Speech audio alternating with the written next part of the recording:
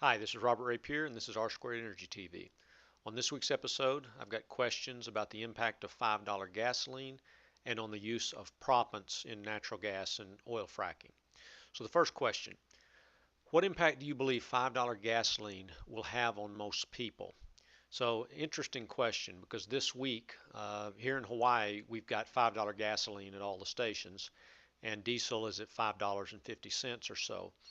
And I live in a small town in Hawaii, but every morning there's a mini rush hour where traffic stacks up for, a half a mile maybe. And this yesterday morning when I was driving my son to school, gasoline's $5 a gallon and traffic is still stacked up and people are still driving big cars. And so it hasn't made an apparent difference on people's driving habits. They just pay a little more and they grumble and we go on and we don't make really big changes. Um, I think we imagine that we might make big changes if, for example, you talked about gasoline being $10 a gallon next week. I think everybody imagines they'd make some really drastic changes. But when it happens a little bit more slowly, we don't make such drastic changes. So that in the last 5 years, we have changed a little bit so that U.S. oil consumption has fallen by about 10%, but that's in response to a doubling of oil prices.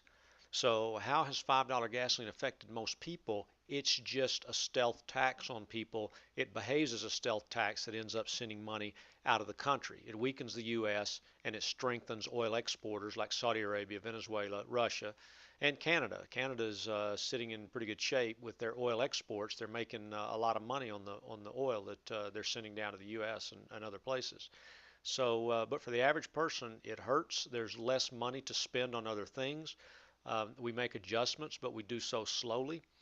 Um, and I really think that we need a fast change to see more urgency in dealing with the problem. As it is right now, it's sort of a slow squeeze, and I think it's dangerous. Um, I've said before that I'm afraid that OPEC is going to slowly strangle us to death because every year I think we'll see this peaking a little bit higher than the year before. You may have some odd years, but I think overall we're going to see gas prices stepping up and up and up, and then they will decline a bit. I think gas prices have probably peaked for the spring. And I saw an article where somebody said, oh, it's Obama's threat of releasing oil from the SPR.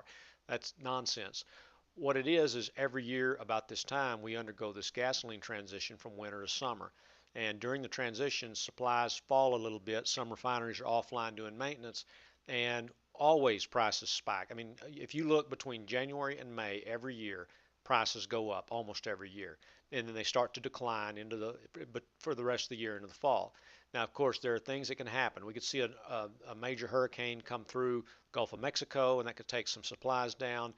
There could be, more war in places that produce oil. There are lots of things that could happen. But in general, what will happen is oil prices will rise from January up till April or May, and then they will start to decline.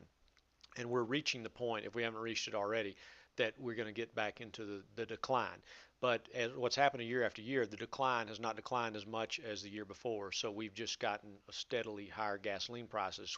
And now $5 gasoline, we've come to accept it. We don't like it, but we still pull up and we pay. We're not riding our bikes and we're not carpooling. I think if tomorrow gasoline was $10, a lot of people would start figuring out how to carpool and ride their bikes and make alternative arrangements.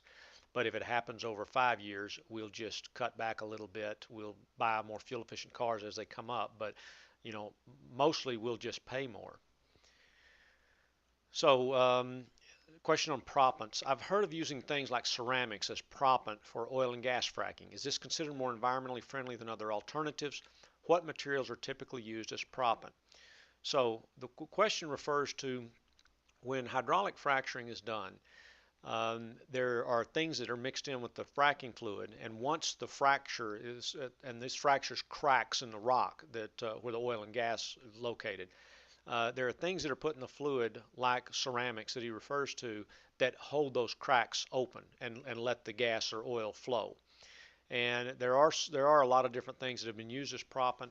One of the sand is very commonly used, and so that's probably one of the more environmentally benign materials.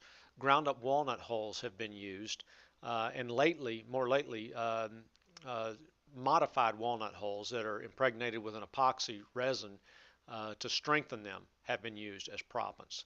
but probably the most environmentally friendly thing I could imagine is sand.